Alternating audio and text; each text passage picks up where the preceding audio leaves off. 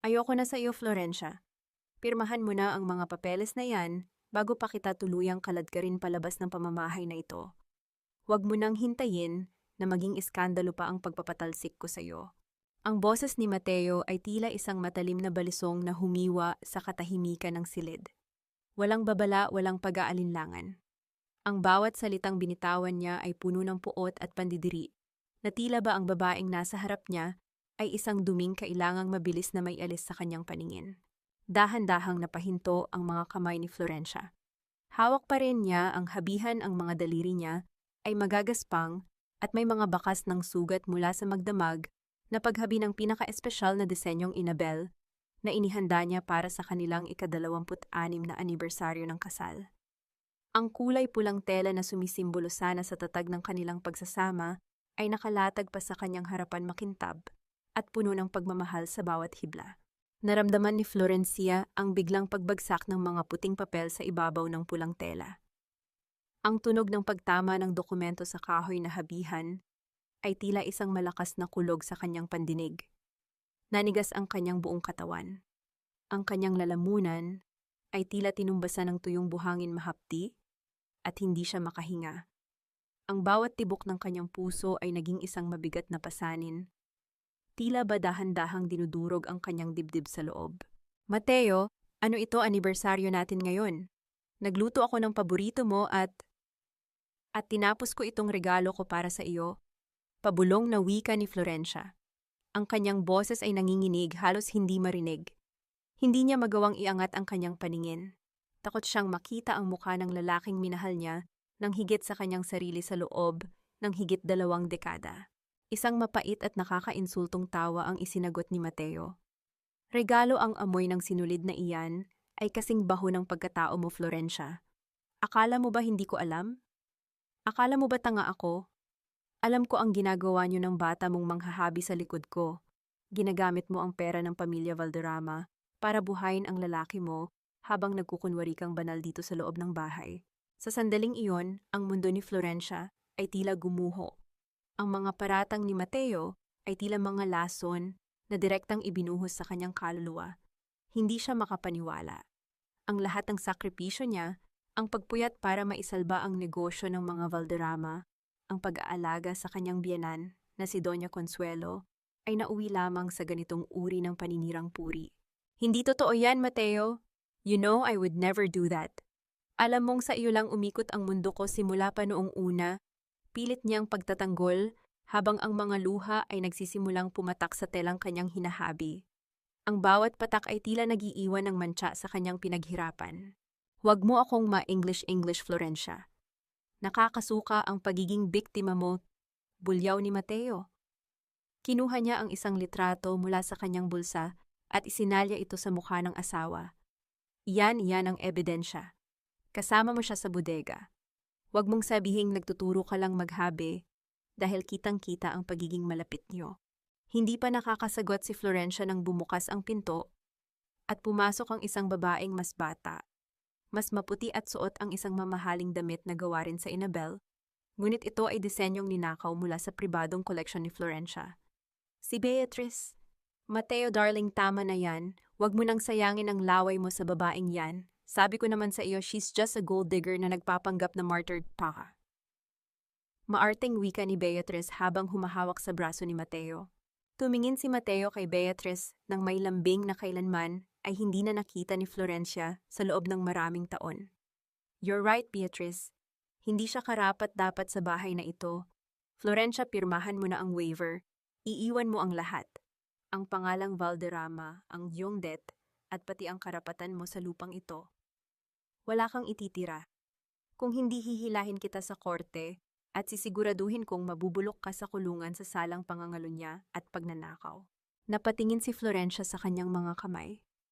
Ang mga daliring dati ay mabilis humawak ng sinulid ngayon ay tila paralisado. Ang lamig ng paligid ay unti-unting pumapasok sa kanyang mga buto. Tila nakikita niya ang bawat taon ng kanyang buhay na mabilis na hinihila palayo sa kanya, tila isang hibla ng tela, na dahan-dahang binubunot hanggang sa mawalan ng anyo ang buong habi. Dito ba talaga nagtatapos ang lahat? Ang 26 na taon ba ng katapatan ay katumbas lamang ng ilang pirasong papel at isang malupit na kasinungalingan. Sa gitna ng kanyang pagkasira isang katanungan, ang paulit-ulit na umaalingaw-ngaw sa kanyang isipan, tila isang malungkot na himig ng nakaraan. Bakit ang pag-ibig na itinanim ko sa lupang ito ay saksak ng patalim ang naging ani ko sa dulo, na natiling nakayuko si Florencia habang ang anino ni Mateo at Beatriz ay tila nagdidilim sa kanyang harapan, naghihintay sa kanyang tuluyang pagluhod at pagkabigo. Lumabas ka na, hindi mo deserve na tumapak kahit sa huling baitang ng hagdanang ito. Ang boses ni Mateo ay umalingaw-ngaw sa buong mansyon ng mga Valderrama, tila isang hagupit na bumasag sa dignidad ni Florencia. Hindi lamang ang kanyang mga gamit ang itinapon sa labas, kundi ang buong pagkatao niya na binuo niya sa loob ng 26 na taon. Ang mga katulong na dati ay yumuyukod sa kanya, ay ngayon ay nakatungo hindi makatingin, habang ang iba ay may halong pangungutya sa kanilang mga mata dahil sa mga maling paratang na kumalat na tila apoy sa tuyong damo. Bit-bit ang isang maliit na bag na naglalaman lamang ng ilang pirasong damit, at ang kanyang mga kagamitan sa paghahabi humakbang si Florencia palabas ng malaking pinto. Ang sikat ng araw sa Vigan ay tila nakakapaso hindi dahil sa init nito, kundi dahil sa kahihiyang nararamdaman niya habang nakatayo sa gitna ng Calle Crisologo. Ang mga batong kalsada na dati ay saksi sa kanyang tagumpay bilang reyna ng Inabel ngayon ay tila mga saksi sa kanyang pagbagsak. Tingnan nyo ang mapagpanggap na asawa. Ang malakas na boses ni Aling Chona ay nangibabaw sa bulong-bulungan ng mga kapitbahay. Ang matandang babae na kilala bilang pinakamatalas ang dila sa buong Ilocos Sur ay nakatayo sa tapat ng kanyang tindahan, may hawak na pamaypay, at ang kanyang mga mata ay nanunuri. Akala mo kung sinong santa iyon pala ay may itinatagong dumi? Kawawang Mateo niloko ng sariling asawa. Ang bawat salita ni Aling Chona ay tila mga karayom na tumutusok sa balat ni Florencia. Gusto niyang sumigaw, gusto niyang sabihin ang katotohanan, ngunit ang kanyang dila ay tila naputol. Ang bigat ng hiya ay mas mabigat pa sa anumang kargamento. Sa kulturang ito, ang mantsa sa pangalan ay mas masakit pa sa sugat sa katawan. Sa itaas ng balkonahe ng mansyon nakatayo si Mateo, kasama si Beatriz. Sinadya nilang ipakita ang kanilang sarili sa publiko. Humawak si Mateo sa rehas ng balkonahe, ang kanyang mukha ay may bakas ng pait na ipinapakita niya sa mga taong nanonood. Mga kababayan, saksi kayo sa sakit na ibinigay sa akin ng babaeng ito. Binigay ko ang lahat ngunit pagtataksil ang isinukli niya, sabi ni Mateo sa malakas na boses sapat na para marinig ng mga dumadaang turista at mga taga-Vigan. Napansin ni Florencia ang pagkutitap ng mga cellphone ng mga tao sa paligid. Kinukunan siya ng video, ginagawa siyang tuntungan ng tsismis na bukas ay pagpipiestahan sa buong bayan. Sa gitna ng kaguluhan, napatingin si Florencia sa bintana ng silid ni Doña Consuelo. Doon nakita niya ang anino ng kanyang biyenan. Nakatayo ang matanda, tuwid ang likod, ngunit hindi ito gumagawa ng anumang kilos para tulungan siya. Ang katahimikan ni Doña Consuelo ay mas masakit pa kaysa sa sigaw ni Mateo. Wait, Mateo darling. Nakalimutan mo ang isang bagay. Nakangising wika ni Beatriz. Habang dahan-dahang hinahaplos ang leeg ni Mateo, tumingin siya sa ibaba kay Florencia at ang kanyang mga mata ay puno ng tagumpay. Ang kwintas na iyan ay pag-aari ng mga Valderrama. Hindi ba dapat ibalik mo muna ang hindi sa iyo bago ka lumayas? Lalong nag-init ang mukha ni Florencia. Ang kwintas na suot niya ay ang tanging alaala ng kanyang kasal, isang tradisyonal na alahas na ipinasa sa kanya ni Doña Consuelo noong araw na tinanggap siya sa pamilya. Nanginginig ang kanyang mga kamay habang pilit na kinakalas ang lock ng kwintas. Nang maalis niya ito, naramdaman niya ang lamig sa kanyang leeg, ang lamig ng pagiging wala. Inihagis ni Mateo ang isang barya sa paanan ni Florencia, isang kilos na nagdulot ng malakas na tawanan mula kay Beatriz at bulong-bulungan sa mga tao. Ang tunog ng barya sa ibabaw ng cobblestones ay tila isang malungkot na kampana ng kamatayan para sa kanyang dangal. Ipinagkakait ko sa iyo ang bawat sentimo ng Valderrama, Florencia. Mula ngayon, wala kang kinalaman sa hungdet sa lupang ito at sa pangalang dinala mo ng 26 na taon. Umalis ka na bago ko patawagin ang mga pulis para kaladkarin ka palabas ng Vigan. Tumalikod si Florencia, ang kanyang likod ay nanatiling tuwid sa kabila ng panginginig ng kanyang tuhod. Habang naglalakad siya palayo, naramdaman niya ang bawat mata na nakatitig sa kanya, ang bawat bulong na tila isang sumpa. Ngunit sa ilalim ng kanyang sakit, may isang maliit na apoy na nagsisimulang mag-alab, isang apoy na hindi nanggagaling sa galit, kundi sa isang matinding pagpapasya. Hindi pa rito nagtatapos ang kwento ng telang Annabelle. Huwag mo akong hawakan. Nakakadiri ang mga kamay mo, Nay. Ayoko nang maging anak ng isang katulad mo. Ang boses ni Lara ay tila isang kumpas ng kidlat na tumama sa gitna ng dibdib ni Florencia. Sa lahat ng sakit na natanggap niya simula kaninang umaga, ang mga salitang ito, mula sa kanyang kaisa-isang anak, ang pinakamatalim. Ang batang inaruga niya, ang batang pinuyatan niya tuwing may lagnat. At ang batang itinuring niyang pinakamahalagang hiyas ng kanyang buhay, ay nakatayo ngayon sa harap niya na may mga matang puno ng muhi at pandidiri. Napatigil si Florencia sa gilid ng kalsada, ang kanyang mga kamay ay nakaabot pa sa hangin, nagnanais na haplusin ang pisngi ni Lara sa huling pagkakataon. Ngunit mabilis na umatras ang dalaga, tila ba ang presensya ng sariling ina ay isang nakakahawang sakit na dapat iwasan. Sa mga kamay ni Lara ay hawak ang isang kulay asul na scarf, isang telang Annabelle na may disenyong binakol na personal na hinabi ni Florencia para sa darating na ika-20 kaarawan ng anak. Bawat hiblan yon ay nilapatan ng panalangin at pangarap para sa kinabukasan ni Lara. Anak Lara, makinig ka sa akin.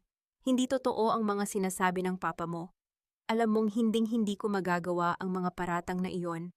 Pagmamakaawa ni Florencia, ang kanyang boses ay basag at puno ng pighati. Ang kanyang mga luha ay muling umagos, dahan-dahang gumuguhit sa kanyang mukha na tila mga sugat na hindi na maghihilom. Liar, narinig ko kayo ni Papa kagabi. Sabi ni Papa, balak mo raw akong itapon sa ampunan kapag nakuha mo na ang lahat ng pera ng pamilya. Sinabi niya sa akin na ginagamit mo lang ako para makuha ang tiwala ni Lola Consuelo. Sigaw ni Lara, ang kanyang mukha ay namumula sa galit.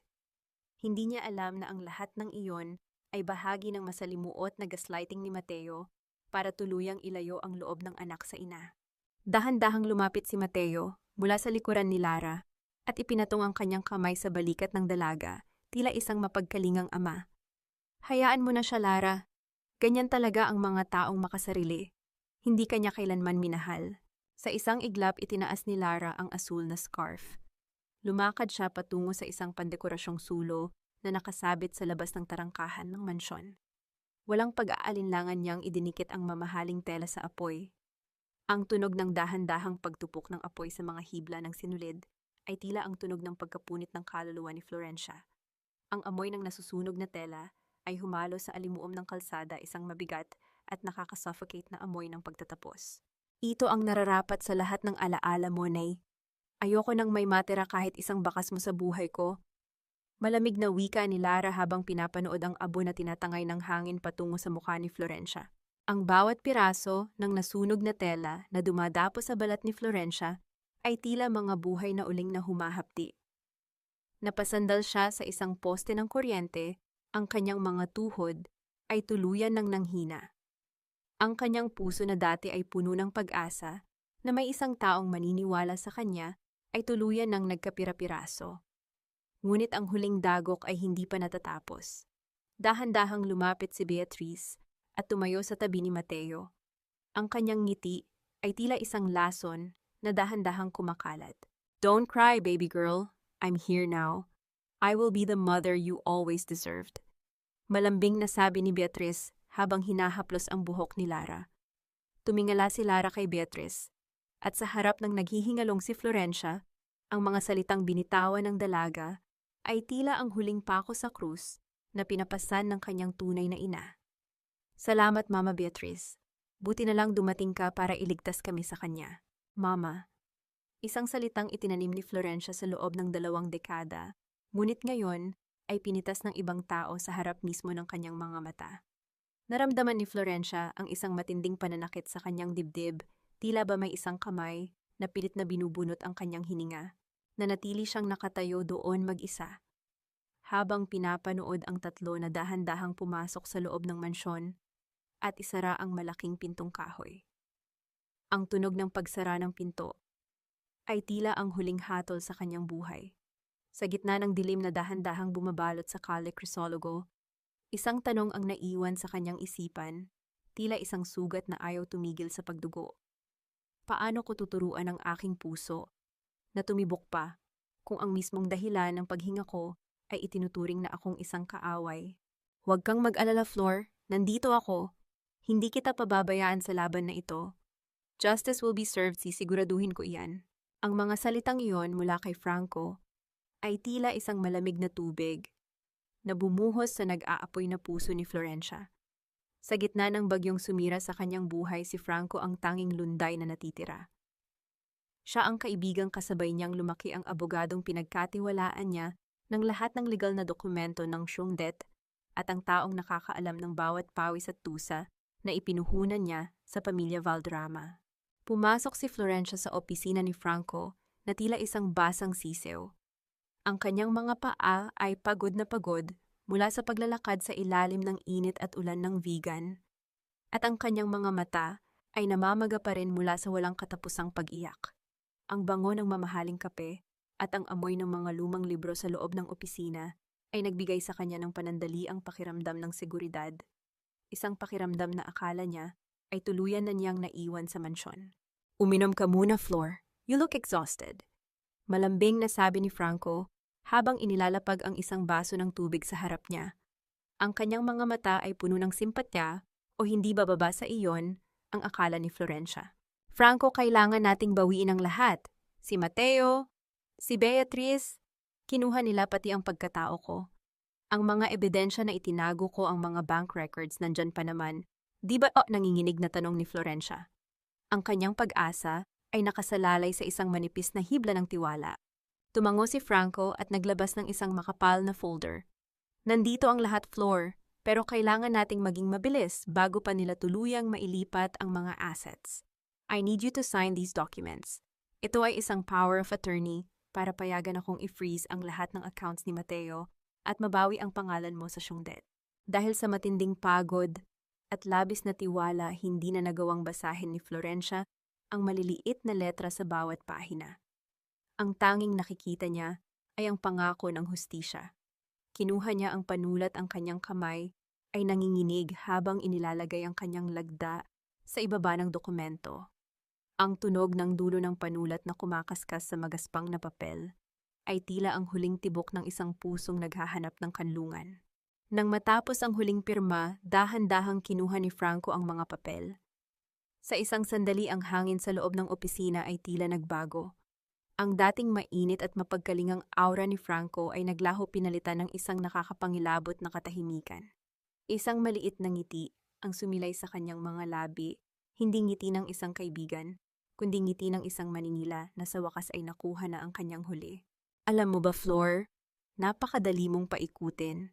Mahinahong wika ni Franco.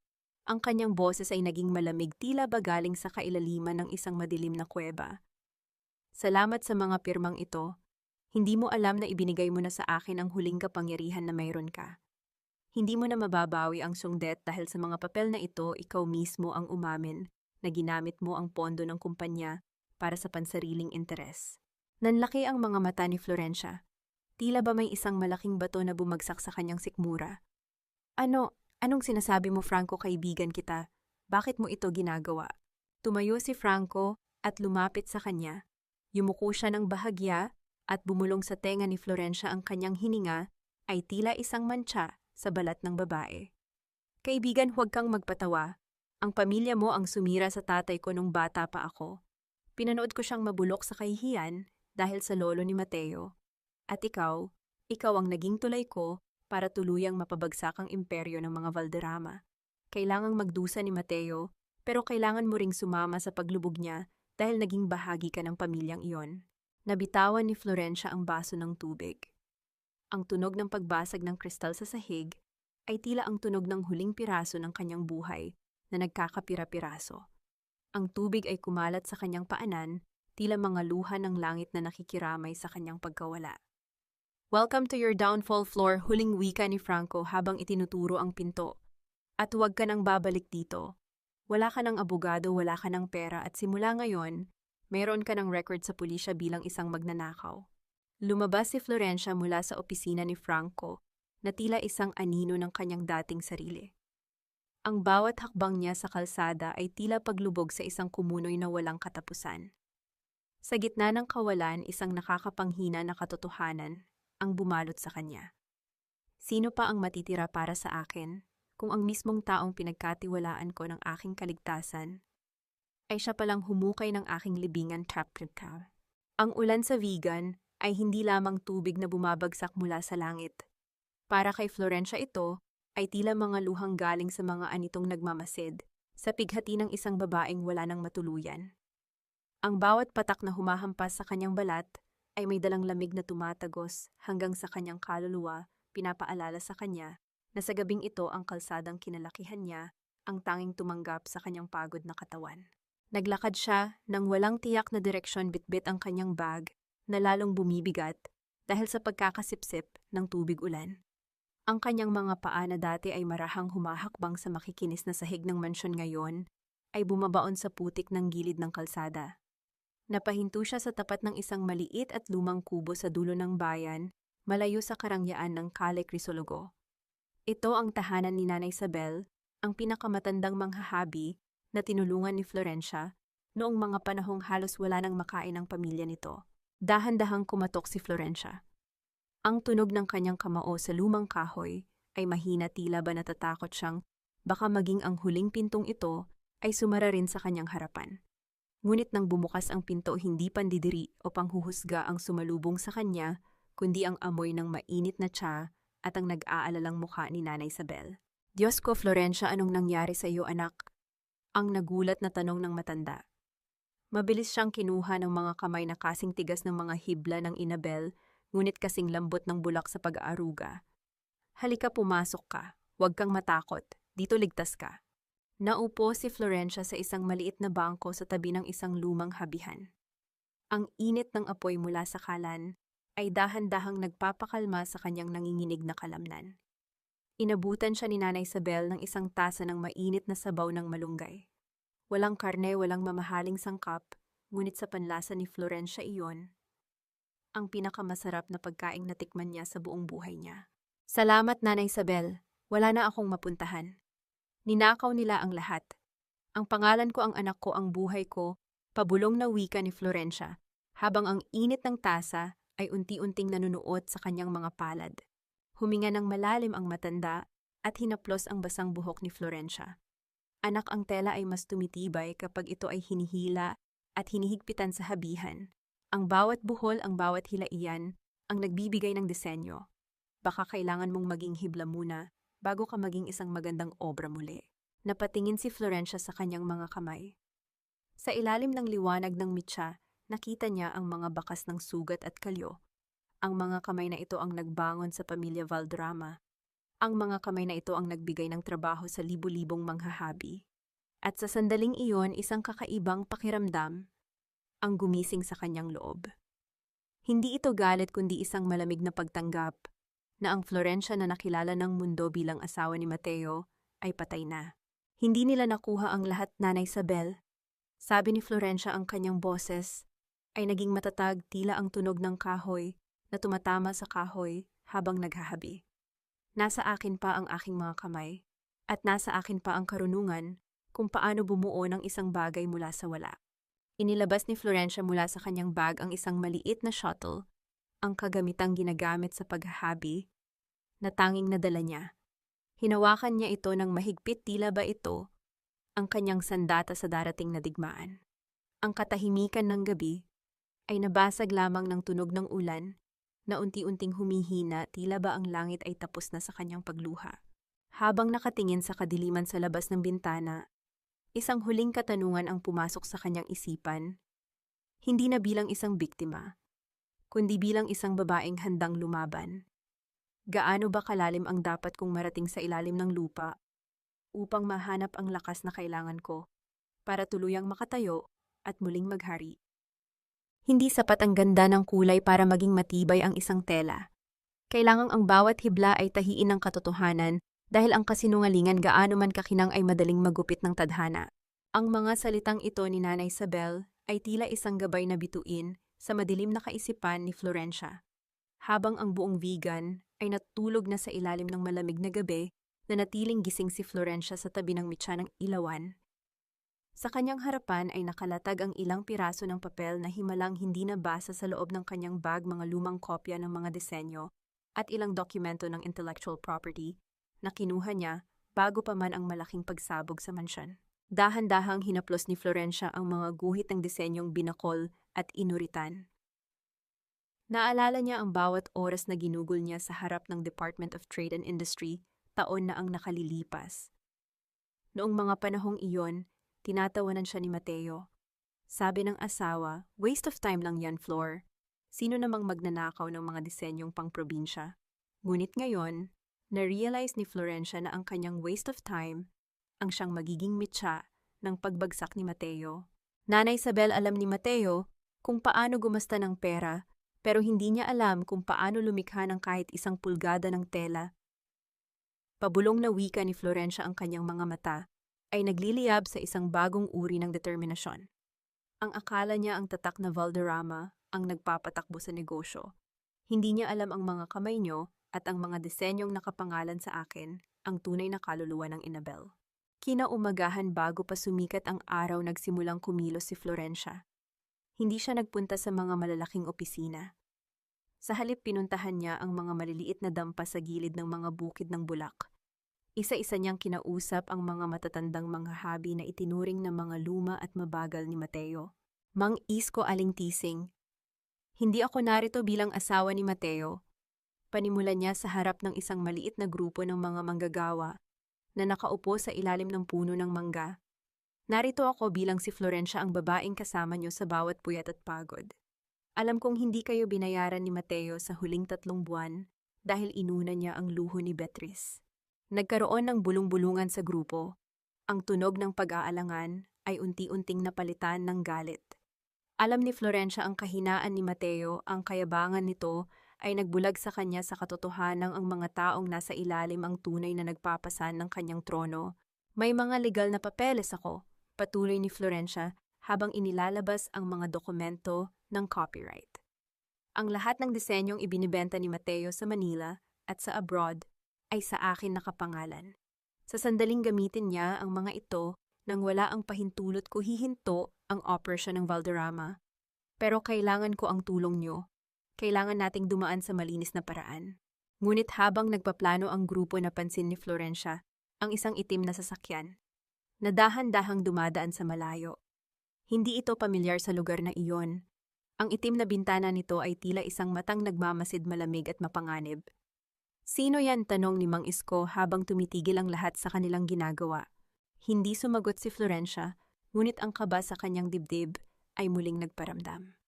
Alam niyang hindi hahayaan ni Mateo o ni Franco na makabangon siya ng ganoon kadali. May mga mata sa bawat kanto ng vegan at ang bawat hakbang niya ay tila binibilang ng mga taong gustong makita siyang tuluyang mabaon. Sa pag-alis ng sasakyan, isang maliit na piraso ng papel ang nahulog mula sa bintana nito. Pinulot ito ni Florencia. Sa loob nito ay may nakasulat na isang pamilyar na address sa Manila, isang lugar na matagal na niyang kinalimutan, at isang pangalan na nagpabilis sa tibok ng kanyang puso. Hindi lang pala si Mateo ang kalaban ko, bulong ni Florencia sa sarili habang ang papel ay unti-unting nalulukot sa kanyang palad. Pata, hindi ka imbitado rito, Florencia. Ang mga basurang katulad mo ay dapat na nasa kalsada, hindi sa loob ng selyadong sala na ito na tanging mga may dangal lamang ang pwedeng tumapak. Ang tinig ni Mateo ay nangingibabaw sa loob ng bulwagan, matalas at puno ng pagmamayabang. Sa gitna ng nagniningning na mga chandelier at ang amoy ng mamahaling alak, nakatayo siya. Sa tabi ni Beatrice na suot ang isang kumukutitap na bestidong kulay ginto. Ang piging na iyon ay hindi lamang para sa pagdiriwang ng tagumpay ng kumpanya, kundi isang hayagang deklarasyon ng kanyang kalayaan mula sa babaeng naging katuwang niya sa loob ng 26 na taon. Ngunit ang lahat ng ingay at tawanan sa loob ng silid ay biglang huminto nang humakbang papasok si Florencia. Hindi siya mukhang pulubi, hindi siya mukhang talunan. Suot niya ang isang itim na terno na gawa sa Inabel, isang disenyo na tila kinuha mula sa kailaliman ng gabi. Ang kanyang buhok ay maayos na nakapusod, at ang kanyang mukha bagamat maputla ay nagtataglay ng isang uri ng kapangyarihan na tila hindi kayang buwagin ng anumang unos. Nandito ako hindi para makikain, Mateo, ang malamig na sagot ni Florencia. Ang kanyang boses ay hindi sumisigaw, ngunit umalingaw-ngaw ito sa bawat sulok ng mansyon. Nandito ako dahil sa bawat poste, bawat tile ng sahig na ito, at bawat hibla ng kurtinang nakasabit dyan, may bakas ng aking pawis. Wala kang karapatang ipagkait sa akin ang huling pagtingin sa bahay na ako ang bumuo. How dare you, guard, bakit niyo pinapasok ang babaeng ito? Bulyaw ni Beatrice, ang kanyang mukha ay namumula sa galit dahil sa pagkaagaw ng atensyon. You're just a criminal, Florencia, isang magnanakaw na dapat ay nasa kulungan na. Magnanakaw. Lumingon si Florencia kay Beatrice nang may isang mapait na ngiti. Ang tunay na magnanakaw ay iyong kumukuha ng hindi sa kanya asawa man o disenyo. Beatrice, ang damit na suot mo ngayon, alam mo bang ako ang gumuhit niyan? Ang disenyo ng Inabel na iyan ay protektado ng aking pirma sa DTI. Kaya bago mo ako tawaging magnanakaw, siguraduhin mong hindi ka nakabalot sa ninakaw na pagkatao. Napahiya si Beatrice sa harap ng mga bisita. Ang bulong-bulungan ay muling nabuhay, ngunit sa pagkakataong ito, may halong pag-aalinlangan sa mga tingin nila kay Mateo. Hindi nakaligtas sa paningin ni Florencia ang isang lalaking nakatayo sa madilim na sulok ng balkonahe. Hindi ito si Franco, isang estranghero na may hawak na camera, ngunit hindi siya mukhang journalist. Ang kanyang titig kay Florencia ay tila may dalang babala o marahil ay isang pangako na hindi pa nabibitawan. Enough, Tad! Sigaw ni Mateo habang mabilis na bumababa sa hagdanan. Wala akong pakialam sa mga papeles mo. Inutusan ko na si Franco na ayusin ang lahat. Simula ngayong gabi buburahin ko na ang pangalan mo sa kasaysayan ng Valderrama. Kalad ka rin yun na siya palabas.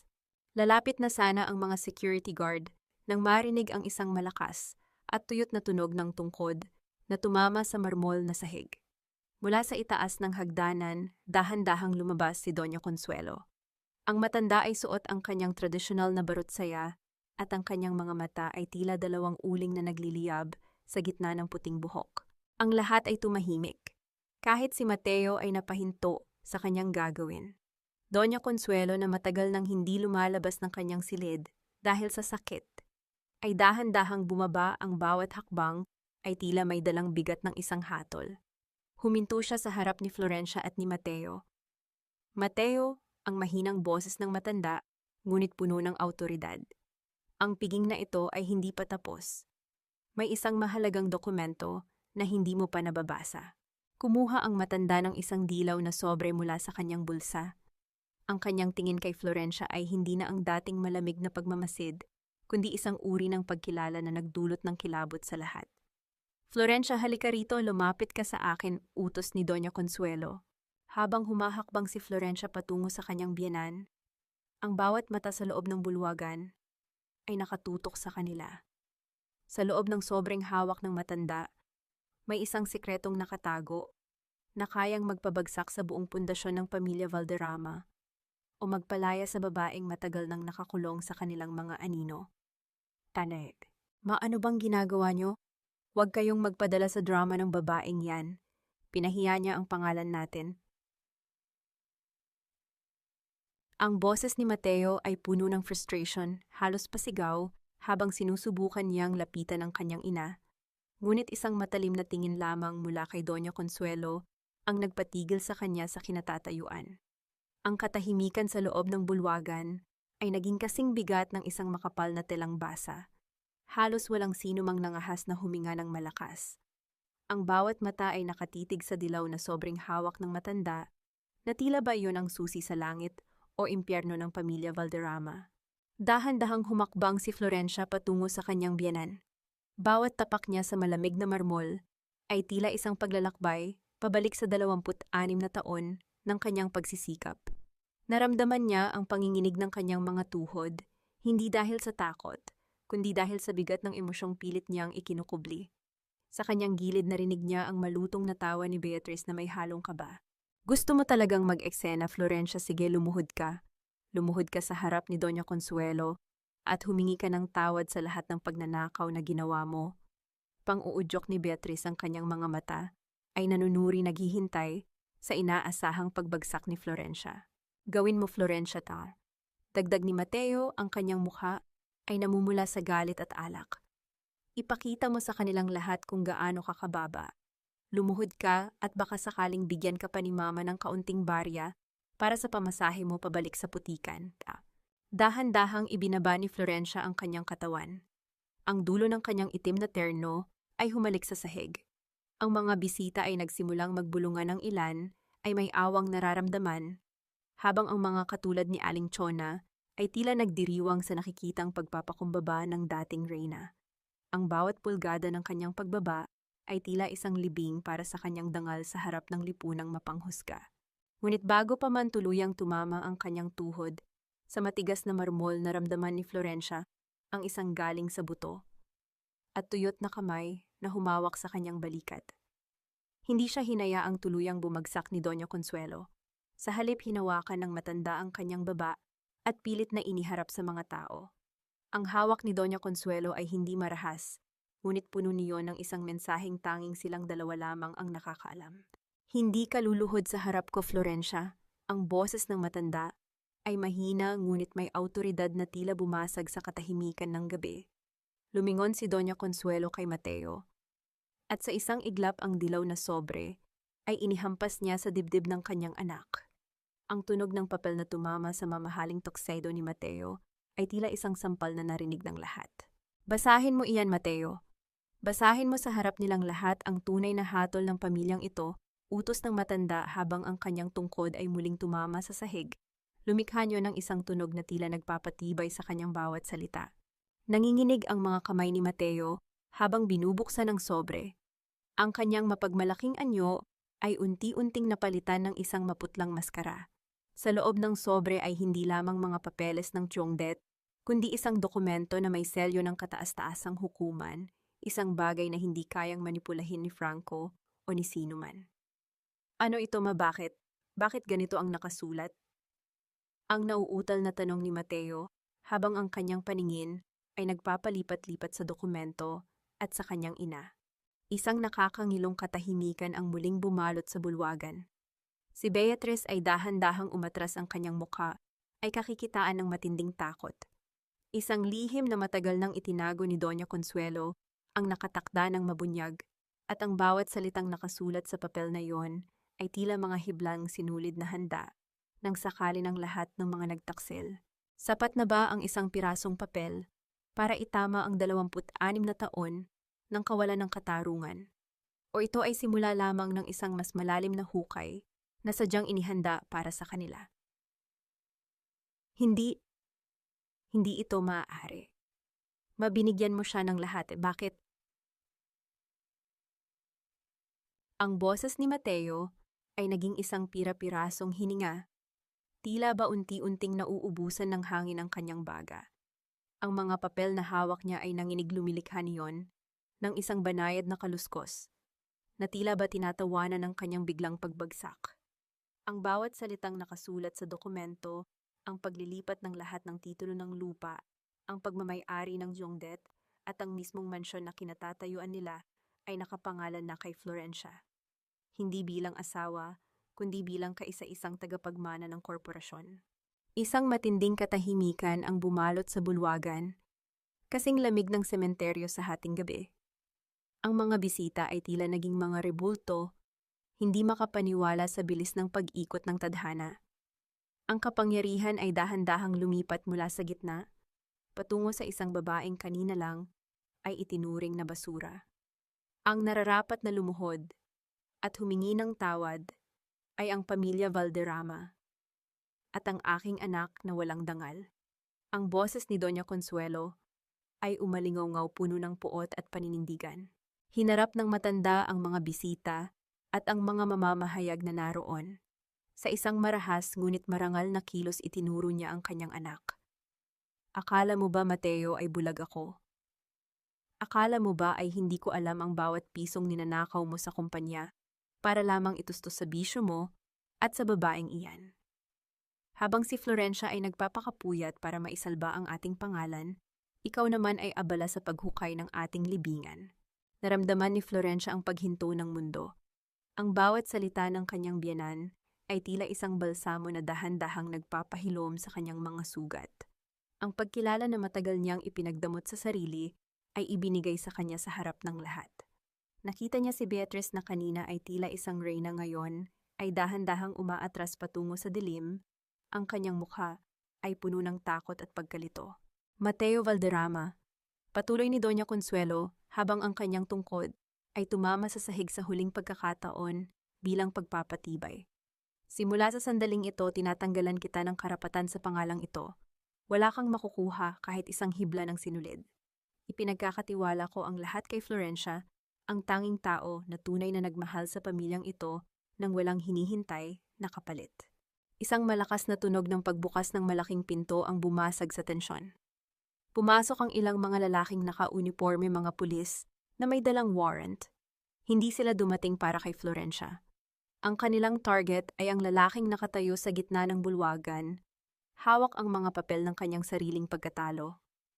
Mr. Mateo Valderrama, you are under arrest for financial fraud and tax evasion. Ang malamig na pahayag ng opisyal. Napatingin si Mateo kay Florencia. Ang kanyang mga mata ay puno ng pagsusumamo at takot. Ngunit sa pagkakataong ito, hindi galit ang nakita niya sa mga mata ng kanyang asawa. Ang nakita niya ay isang malalim at payapang karagatan. Ang katahimikan ng isang babaeng sa wakas ay nakalaya na sa tanikala ng kanyang pagmamalupit. Flor, tulungan mo ako, maawa ka. Ang pabulong na pagsusumamo ni Mateo habang dahan-dahang nilalapitan ng mga pulis. Ngunit bago pa man makasagot si Florencia, isang boses mula sa likuran ang muling kumuha ng atensyon ng lahat. Hindi pa tapos ang palabas, Mateo. Nakalimutan mo yata ang huling piraso ng puzzle. Lumitaw si Franco mula sa karamihan, ngunit hindi siya nakatingin kay Mateo nang may pagkakaibigan. Ang kanyang ngiti ay tila isang patalim na handa nang tumapos sa lahat. Sa kanyang kamay ay hawak niya ang isa pang dokumento, isang bagay na hindi inaasahan ni Doña Consuelo o ni Florencia. Akala niyo ba ay ganoon lang kadali ang lahat? Ang mapait na tawa ni Franco, habang inilalapag ang isang papel sa ibabaw ng mesa. Ang kaba sa dibdib ni Florencia ay muling nagbalik. Isang bagong unos ang tila nabubuo sa gitna ng inaakalang tagumpay. Ano ang huling barahan ni Franco na kayang bumali sa desisyon ng matandang Valderrama? Ano iyan, Franco, isang huling desperadong hakbang para iligtas ang sarili mo? Ang boses ni Florencia ay matatag, ngunit ang kanyang puso ay tila isang tambol na mabilis ang pagtibok. Nakatayo siya sa tabi ni Doña Consuelo, pinagmamasdan ang lalaking itinuring niyang pinakamalayong kaibigan, ngunit naging pinakatusong ahas. Si Franco ay naglakad patungo sa gitna ng bulwagan. Ang bawat hakbang niya ay tila isang mapanghamong sayaw sa ibabaw ng mga pangarap na pilit na binubuo ni Florencia. Itinaas ni Franco ang dokumentong hawak niya, ang kanyang mga mata ay nanunuot sa kislap ng chandelier. Ito ang pirma mo, Florencia. Ang pirma na nagpapatunay na ang lahat ng karapatan mo sa kongdet at sa mga disenyong ipinaglalaban mo ay inilipat mo na sa akin bago pa man mangyari ang gabing ito. Kahit ibigay pa sa iyo ni Doña Consuelo ang buong mundo, wala kang magagawa dahil sa batas pag-aari ko na ang lahat. Isang malakas na bulong-bulungan ang muling bumalot sa silid. Nakita ni Florencia ang pag-aalala sa mga mata ng mga manghahabi na nasa gilid. Si Mateo, na hawak pa rin ng mga pulis, ay biglang tumawa ng mapait. Nakikita mo na, Flor, akala mo ba ikaw lang ang marunong maglaro? Franco, iligtas mo ako rito, at sa iyo na ang lahat, ibigay mo sa kanya ang nararapat. Sigaw ni Mateo, ang kanyang desperasyon ay tila isang nakakahiyang palabas sa harap ng mga elitista ng vegan. Ngunit bago pa makapagsalita si Franco, isang mahinahon, ngunit nakakangilong tawa ang nagmula kay Doña Consuelo. Dahan-dahang kinuha ng matanda ang kanyang salamin at tumingin kay Franco ng may halong pait at awa. Franco, matalino kang bata, pero nakalimutan mong ako ang nagpalaki sa mga Valderrama, wika ng matanda habang dahan-dahang lumalapit sa abogado. Ang dokumentong pinapirmahan mo kay Florencia ay walang silbi.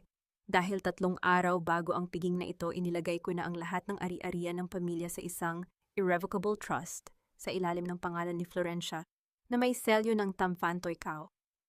Ang anumang kasunduan na ginawa niya pagkatapos niyon ay kailangang dumaan sa aking pahintulot. At kailanman ay hindi ko ibibigay ang pahintulot na iyon sa isang traidor na katulad mo. Ang mukha ni Franco ay biglang nawalan ng kulay. Ang kanyang mapagmalaking tindig ay tila isang kandilang dahan-dahang natutunaw sa init ng katotohanan. Napatingin siya sa dokumentong hawak niya, isang pirasong papel na ngayon ay wala ng halaga, kundi bilang ebidensya ng kanyang sariling panlilinlang. Sa kabilang dako ng bulwagan, si Beatrice ay nagsimula ng mag-hysterical. Hindi ito pwedeng mangyari. Mateo, gawin mo ang paraan. Sabi mo, Reyna, ako. Sabi mo sa atin ang lahat. Mabilis siyang nilapitan ng mga pulis, ngunit bago pa siya mahawakan, isang malakas na sampal ang dumapo sa kanyang pisngi. Hindi galing kay Florencia, kundi kay Aling Chona, na kanina pa nakikinig sa bawat detalye. Magnanakaw ka ng asawa? Akala mo ba ay makakalusot ka sa amin? Ang bulyaw ni Aling Chona, habang ang mga tao sa paligid ay nagsimulang mag-react nang may halong pandidiri kay Beatrice. Ang ganda mo ay hanggang balat lang, pero ang loob mo ay mas bulok pa sa basurang itinapon sa kalsada. Dahan-dahang dinala ng mga pulis si Mateo palabas. Ang tunog ng mga posas na nagbabanggaan ay tila isang huling hatol na umalingaw-ngaw sa tahimik na mansyon. Habang dumadaan si Mateo sa tapat ni Florencia, huminto siya ng saglit. Ang kanyang mga mata ay puno ng luha at pagsisisi. Flor, patawarin mo ako, please. Huwag mong hayaang mabulok ako sa kulungan. Pabulong na pagsusumamo ni Mateo, ang kanyang boses ay nanginginig sa takot. Tumingin si Florencia nang diretso sa mga mata ng lalaking minahal niya ng mahigit 2 dekada. Ang pagpapatawad ay hindi ibinibigay, Mateo. Ito ay pinaghihirapan. At sa ngayon, mas kailangan mong matutunang mahalin ang katotohanan kaysa sa karangyaan. Paalam, Mateo. Nang tuluyang mailabas ang mga nagkasala ang katahimikan, ay muling bumalik sa bulwagan, ngunit sa pagkakataong ito ay isang katahimikang puno ng pag-asa. Lumapit si Doña Consuelo kay Florencia at hinawakan ang kanyang mga kamay. Tapos na, anak. Ibinabalik ko na sa iyo ang trono na ikaw naman talaga ang may-ari simula pa nung una, ang malambing na wika ng matanda. Ngunit sa gitna ng selebrasyon, napansin ni Florencia na wala sa loob ng silid ang kanyang anak na si Lara. Isang kaba ang muling gumising sa kanyang dibdib. Saan nagpunta ang anak niya at ano ang mga huling salitang ibinulong ni Franco sa isang tauhan niya bago siya tuluyang lumayo sa dilim? Lara. Ang pabulong na tawag ni Florencia habang ang kanyang paningin ay naghahanap sa bawat sulok ng mansyon. Sa labas, ang tunog ng isang mabilis na sasakyan na humaharurot palayo ay narinig, tila isang babala na ang laban ay hindi pa lubos na tapos. May isang mahalagang bahagi pa ng kanyang buhay ang nawawala at hindi siya titigil hanggat hindi ito nababawi. Patawarin mo ako, Nay. Ang tanga-tanga ko.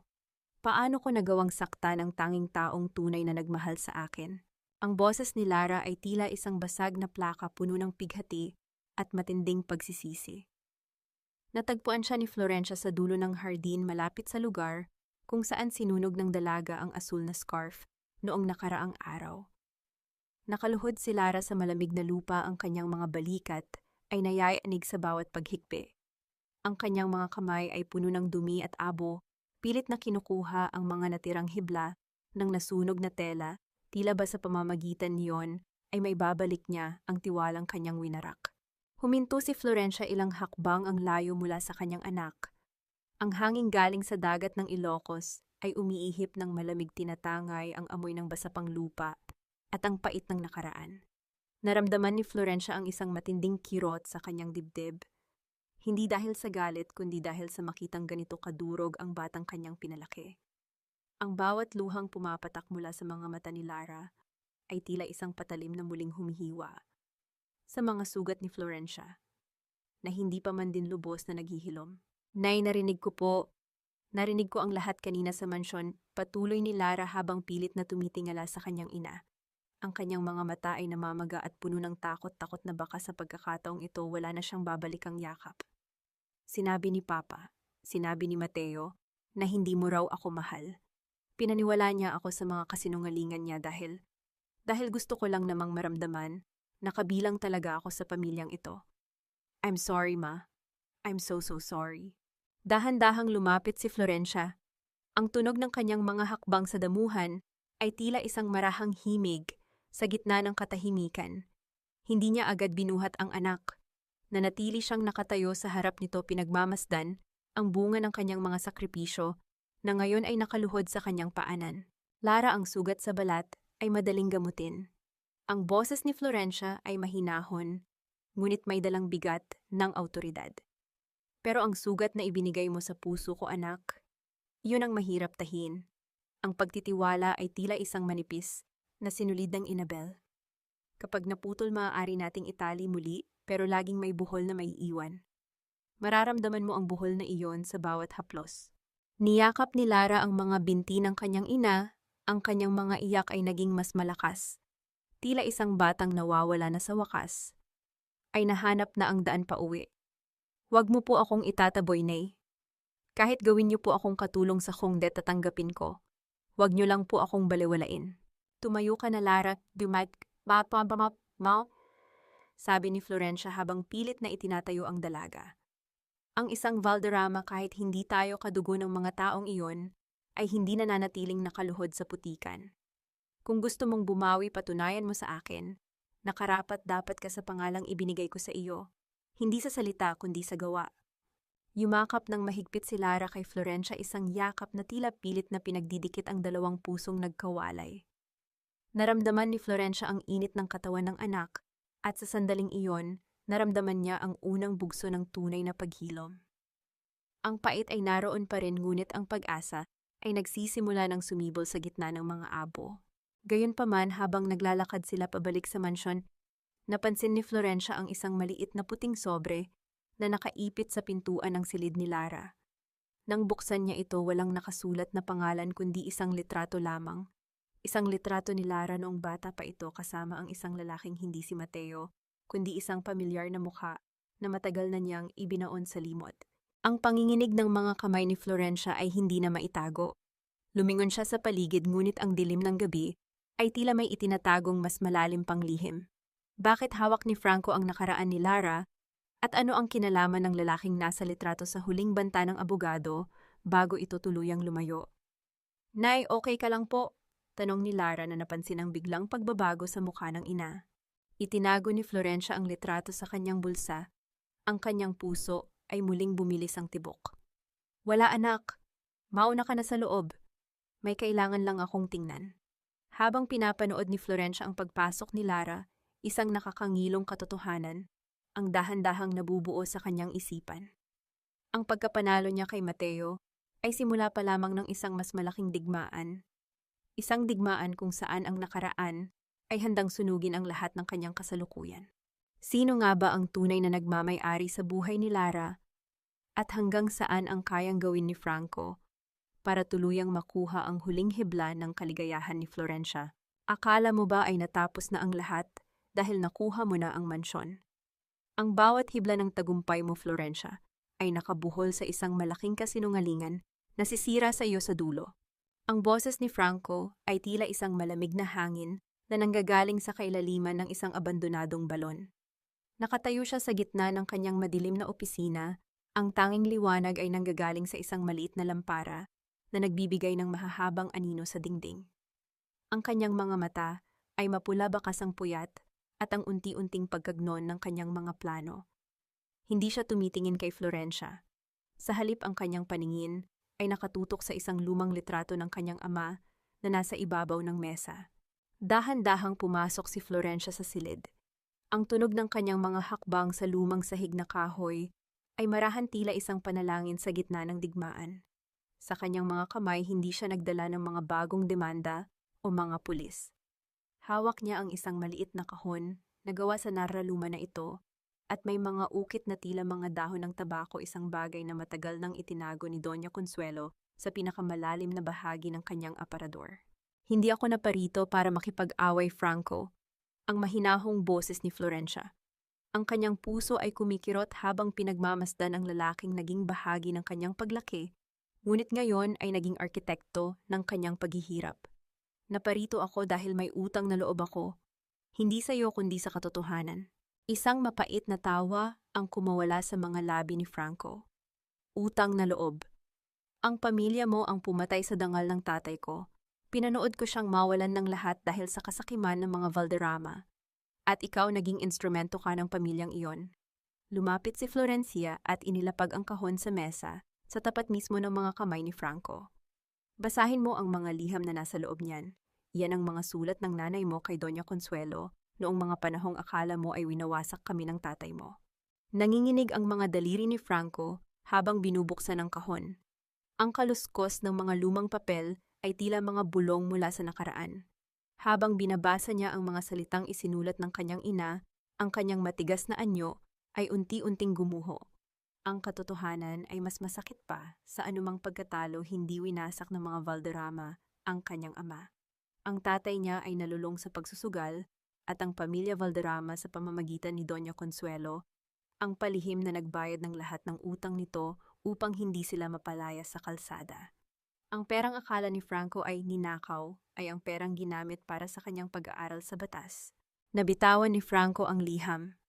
Ang tunog ng papel na dahan-dahang bumabagsak sa sahig ay tila ang tunog ng kanyang buong pagkatao na nagkakapira-piraso. Ang puot na nagpatakbo sa kanyang buhay sa loob ng 3 dekada ay isa palang malaking pagkakamali. Ang kanyang paghihiganti ay nakatayo sa ibabaw ng isang pundasyong gawa sa buhangin. Bakit ngayon niyo lang ito ipinakita? Ang basag na boses ni Franco. Ang kanyang mga luha ay nagsimulang pumatak dahan-dahang binabasa ang mga dokumento na nagpabago sa kanyang mundo. Dahil ang katotohanan ay hindi ibinibigay para pumatay Franco. Ibinibigay ito para magpalaya ta. Pabulong na wika ni Florencia. Hindi mo kailangang maging kaaway ko. Ang huling hiling ni Doña Consuelo bago siya tuluyang magpahinga ay ang makita kang malaya sa kadiliman ng nakaraan.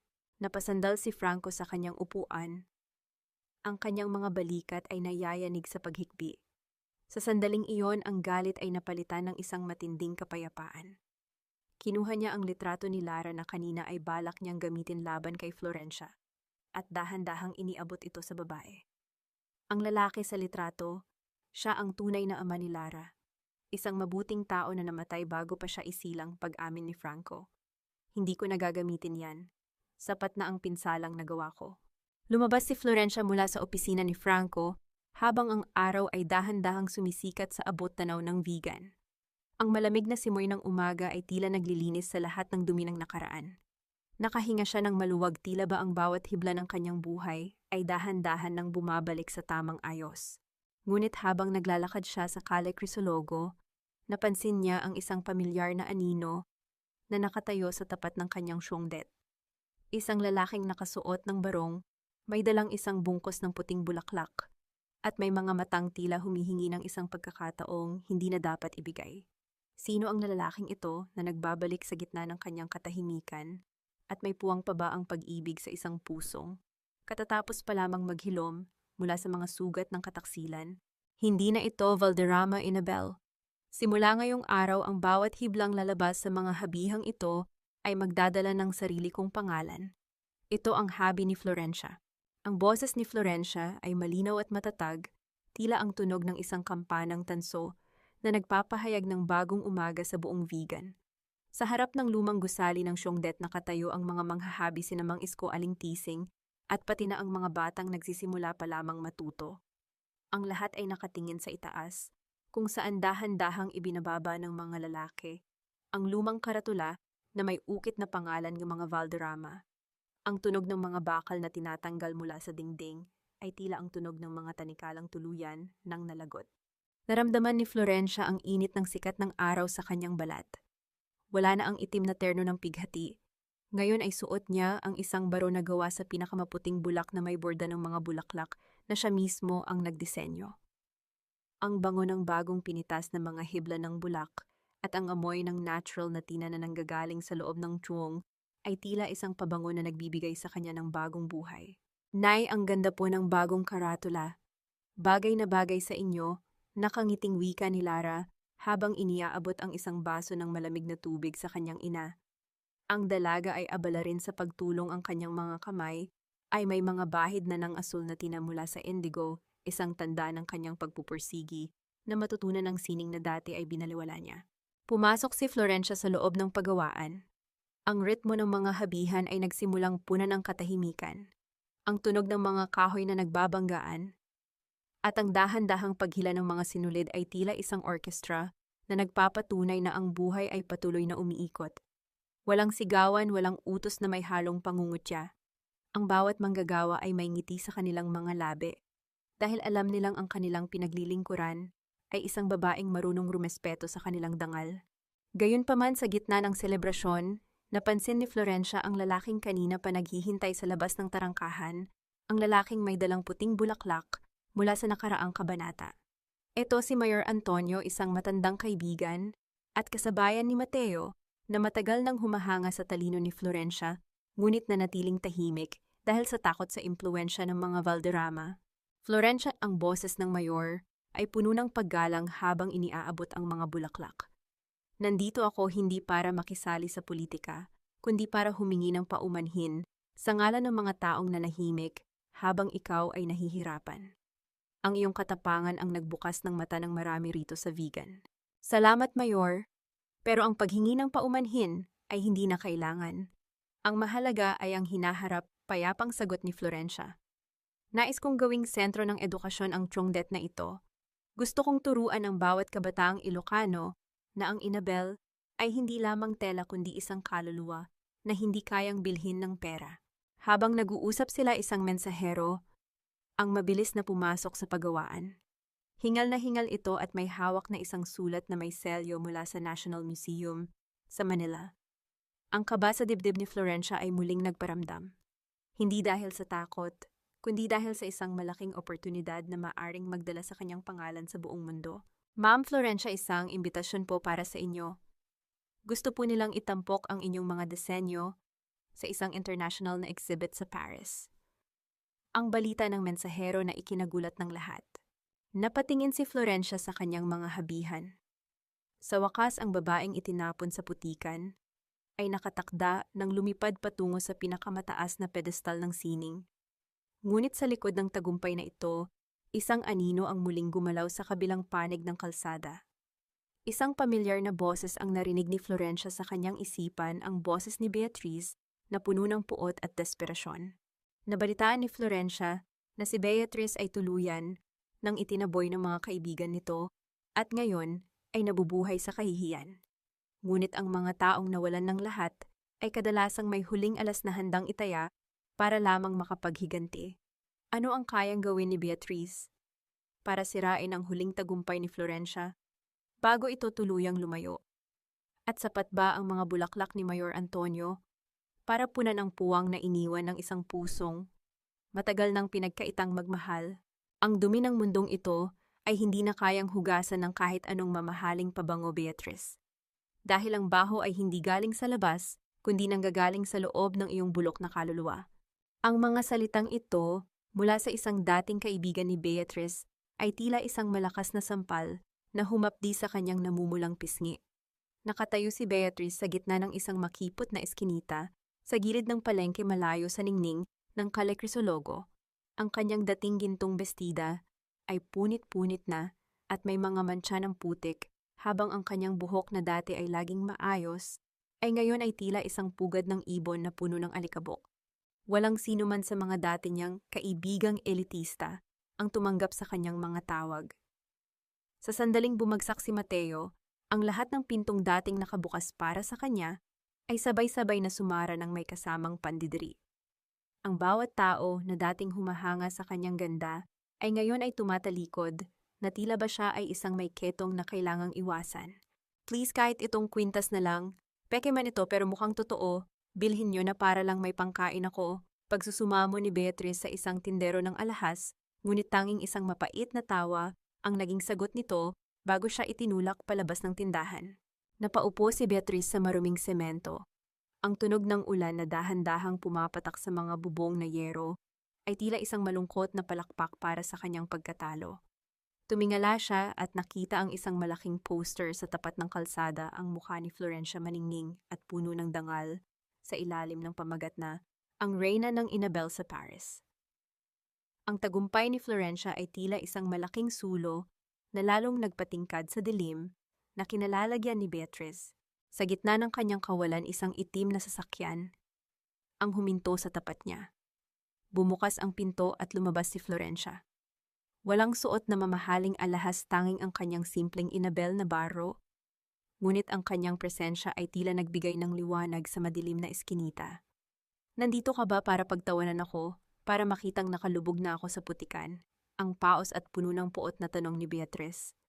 Sinubukan niyang tumayo, ngunit ang kanyang panghihina ay tila isang mabigat na kadena.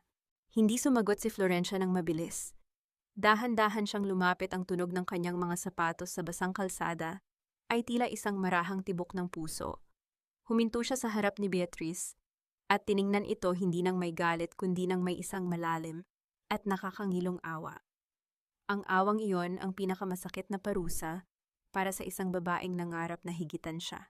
Hindi kita tinutulungan dahil kaibigan kita, Beatrice. Ang boses ni Florencia ay malamig ngunit payapa. Tinutulungan kita dahil tao rin ako. Ang bawat hibla ng buhay ko ay tinahi sa pagpapatawad, hindi sa paghihiganti. Gamitin mo iyan para hanapin ang sarili mong dangal kung may natitira pa. Iniwan ni Florencia si Beatrice na nakatulala sa gitna ng ulan. Ang tunog ng dahan-dahang pag-alis ng sasakyan ni Florencia ay tila ang huling paalam ng isang mundong kailanman ay hindi na muling maaabot ni Beatrice. Niyakap ni Beatrice ang balabal, ang bangonyo ng malinis na bulak at indigo ay tila isang masakit na paalaala ng lahat ng kanyang sinayang dahil sa kasakiman. Napahagulhol si Beatrice sa gitna ng kalsada. Ang kanyang mga luha ay humalo sa tubig ulan, tila isang maruming agos na dahan-dahang tinatangay ang kanyang mga pangarap patungo sa imbernal. Wala na ang reyna, wala na ang ginto, tanging ang lamig ng gabi at ang pait ng pagsisisi ang natira sa kanya. Gayunpaman, habang pabalik si Florencia sa mansyon, isang tawag mula sa kulungan ang nagpatigil sa kanyang mundo. Ang boses ng isang opisyal ay puno ng pagmamadali. Ma'am Florencia, si Mateo po. Nagkaroon po ng matinding gulo sa loob ng selda. Kailangan niyo pong pumunta rito agad. Ang kaba sa dibdib ni Florencia ay muling nagbalik, tila isang sinulid na biglang napatid sa gitna ng paghahabi. Ano ang nangyari kay Mateo?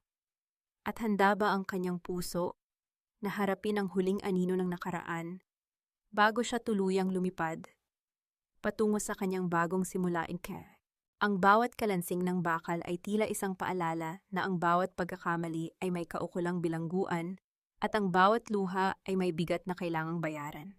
Ang amoy ng luma at basang semento na hinaluan ng amoy ng kalawang at pawis ay sumalubong kay Florencia sa loob ng pasilyo ng kulungan. Ito ang lugar na kailanman ay hindi niya naisip na mapupuntahan, ngunit narito siya naglalakad sa gitna ng kadiliman upang harapin ang huling anino ng kanyang nakaraan. Ang tunog ng kanyang mga sapatos sa malamig na sahig ay tila isang mabagal na marcha patungo sa katotohanan. Sa loob ng isang maliit na silid, nakita niya si Mateo. Hindi na ito ang mapagmalaking lalaki na sumisigaw sa kanya sa Calle Crisologo. Ang kanyang buhok ay gulo-gulo, ang kanyang mukha ay may mga pasa mula sa naganap na gulo sa loob, at ang kanyang mga mata ay tila dalawang hungkag na balon ng kawalan. Nang makita niya si Florencia, dahan-dahan siyang lumapit sa rehas. Ang kanyang mga kamay na nanginginig ay kumapit sa malamig na bakal. Flor, dumating ka. Akala ko ay hahayaan mo na akong mamatay rito. Ang paos at basag na boses ni Mateo. May bahid ng dugo sa dulo ng kanyang labi, isang tanda ng marahas na buhay sa loob na hindi niya kinaya. Tumingin si Florencia sa kanyang asawa. Sa pagkakataong ito, wala siyang naramdamang galit. Wala ring pait. Ang tanging naroon ay isang malalim na pagod at isang uri ng awa para sa isang taong winasak ang sariling buhay dahil sa kasakiman. Ang bawat sugat sa mukha ni Mateo ay tila mga titik na nagsusulat ng huling kabanata ng kanilang 26 na taon. Nandito ako hindi para ilabas ka, Mateo. Ang mahinahong sagot ni Florencia. Ang kanyang boses ay tila isang malinis na tela na inilalatag sa gitna ng dumi. Nandito ako dahil kailangan kong putulin ang huling sinulid na nag-uugnay sa atin. Ang galit ay isang bilangguan din, Mateo, at ayaw ko nang mabulok doon kasama mo. Flor, please, gamitin mo ang impluensya mo, ang mga Valderrama, ang pangalan natin, Hindi mo ba pwedeng ayusin ito? Pagsusumamo ni Mateo ang kanyang mga luha, ay nagsimulang pumatak sa maruming sahig. I'll do anything. Magbabago ako. Magmula tayo ulit. Ang telang ito, Mateo, ay parang ang buhay ko, wika ni Florencia habang ipinapakita ang tela sa asawa. Pinunit mo ito tinapakan at itinuring na basura. Pero hindi mo alam na ang bawat punit ay nagbigay sa akin ng pagkakataon na tahin ang sarili ko ng mas matibay. Ang gintong sinulid na ito ay ang aking kalayaan. Patawad, Mateo, pero wala na tayong babalikan. Ang kailangan mo ay harapin ang hatol ng batas dahil doon mo lamang mahahanap ang tunay mong pagsisisi. Iniabot ni Florencia ang tela sa pagitan ng mga rehas. Kinuha ito ni Mateo at sa sandaling mahawakan niya ang lambot niyon, tila doon lamang pumasok sa kanyang isipan. Ang laki ng kanyang nawala. Hindi ang mansyon, hindi ang pera, kundi ang pag-ibig ng isang babaeng itinuring siyang mundo. Paalam, Mateo. Ipinapatawad na kita hindi dahil karapat-dapat ka, kundi dahil karapat-dapat akong mamuhay ng payapa, huling wika ni Florencia. Tumalikod si Florencia at naglakad palayo. Ang tunog ng pagsara ng malaking pintong bakal sa likuran niya ay tila ang huling tuldok sa isang mahaba at masakit na pangungusap. Nang lumabas siya ng kulungan, ang sariwang hangin ng vegan ay sumalubong sa kanya. Tumingala siya sa langit kung saan ang mga bituin ay nagsisimula ng magpakita. Pagbalik sa mansyon, tumayo si Florencia sa kanyang paboritong balkonahe. Sa kanyang tabi ay si Lara na ngayon ay payapang nakasandal sa kanyang balikat. Sa ibaba ang mga ilaw ng Calle Crisologo ay tila mga kumukutitap na pangarap. Wala na ang pangalang Valderrama sa kanyang puso, tanging ang pangalang Florencia, isang babaeng matatag, isang ina at isang reyna ng sarili niyang tadhana. Sa gitna ng katahimikan ng gabi, naramdaman ni Florencia ang payapang tibok ng kanyang puso. Ang bawat hibla ng kanyang buhay ay dahan-dahan nang bumubuo ng isang perpektong obra. Ang laban ay tapos na, at ang bukas ay kasing liwanag ng pinakamahalagang inabel na kanyang hahabiin. Isang taon ang mabilis na lumipas, tila isang mabilis na paghila ng sinulid sa habihan ng panahon. Ang sikat ng araw sa vegan ay nananatiling mainit at mapagkalinga, dahan-dahang hinahaplos ang mga lumang kalsada na naging saksi sa bawat patak ng luha at bawat hakbang ng pagbangon ni Florencia. Sa loob ng kungdet na may malaking karatula na habi ni Florencia, ang ritmo ng mga kahoy na nagbabanggaan ay tila isang masayang awitin na nagpapatunay na ang buhay ay patuloy na umiikot ng may bagong pag-asa. Nakatayo si Florencia sa gitna ng paggawaan, pinagmamasdan ang mga bagong manghahabi na tinuturuan ni Lara. Ang kanyang anak ay hindi na ang naliligaw na dalaga noong nakaraang taon. Ngayon si Lara ay isang mahusay na tagapangalaga ng sining na may mga kamay na kasing lambot ang bulak ngunit kasing tatag ng nara sa pagharap sa mga hamon. Ito ang tunay na tagumpay para kay Florencia, hindi ang mga parangal mula sa Paris or ang mga titulong hawak niya, kundi ang makitang ang kanyang anak ay lumalakad sa landas ng katotohanan at pagpapakumbaba. Naitapos na po ang huling batch para sa exhibit sa Manila. Ang ganda po ng kinalabasan, tila may sariling buhay ang bawat kulay, nakangiting wika ni Lara habang lumalapit sa kanyang ina. Pinunasan ng dalaga ang isang bahid ng alikabok sa balikat ni Florencia, isang simpleng kilos ng pagmamahal na palaging nagpapainit sa puso ng ina. Salamat, Lara. Ang telang iyan ay hindi lamang gawa sa sinulid, kundi gawa sa pasensya at pag-unawa, sagot ni Florencia, habang dahan-dahang hinahaplos ang isang telang binakol na nakalatag sa mesa. Sa sandaling iyon, dumaan sa kanyang isipan ang imahe ni Doña Consuelo. Ang matanda ay payapang yumao 6 na buwan na ang nakalilipas may ngiti sa mga labi dahil alam niyang nasa mabuting kamay ang lahat. Ipinamana niya ang lahat kay Florencia, hindi bilang pambayad sala, kundi bilang pagkilala sa kaisa-isang tao na tunay na nagpahalaga sa kanilang pangalan. Sa isang sulok ng kanyang opisina, may isang maliit na telepono na paminsan-minsan ay tumutunog. Alam ni Florencia na iyon ay galing sa abogado ni Mateo, humihingi ng tulong para sa maagang paglaya dahil sa lumalalang sakit ng dating asawa sa loob ng bilangguan. Ngunit sa pagkakataong ito, hindi na nararamdaman ni Florencia ang pangangailangang sumagot. Ang kanyang pagpapatawad ay naibigay na niya sa hangin at sa dagat.